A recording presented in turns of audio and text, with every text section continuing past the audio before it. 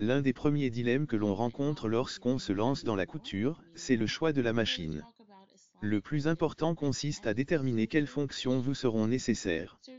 Il n'est pas utile de partir sur un modèle trop sophistiqué si vous n'êtes pas certaine que la couture vous plaira. Mais gardez également à l'esprit qu'une machine bon marché ne sera pas toujours une bonne affaire. L'idéal c'est à la fois une machine simple d'utilisation et proposant suffisamment de possibilités pour vous permettre de progresser.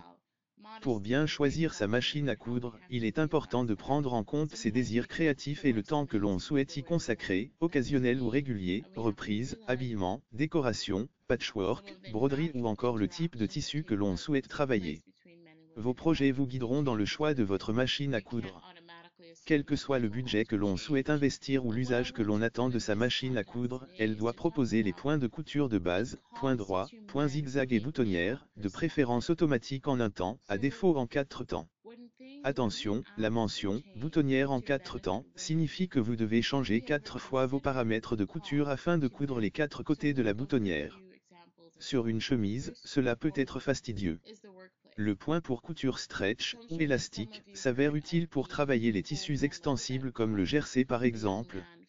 Enfin, le point de surjet, aussi appelé point overlock, permet de réaliser des ourlets de bonne facture, même si un point zigzag serré près du bord peut aussi faire l'affaire. La machine à coudre doit proposer un minimum de pieds presseurs, ou pieds de biche, 4 dans l'idéal, un classique, un pour les fermetures éclairs, un pour les boutonnières et éventuellement un pose-bouton, pour cadrer les boutons. And passing this out as a memo in your workplace should be obvious to anyone that that's a bad idea. So I certainly don't defend him in terms of getting fired. If I was a company, I'd probably fire him too, because it just doesn't look good. It doesn't look good. It doesn't feel good, whether it's true or not. The question would be more about, is it appropriate in that format in the workplace? In a private conversation, even a conversation with colleagues who wanted to have that conversation, but to send that out to the company doesn't really look appropriate. So I'm definitely not defending him on that front.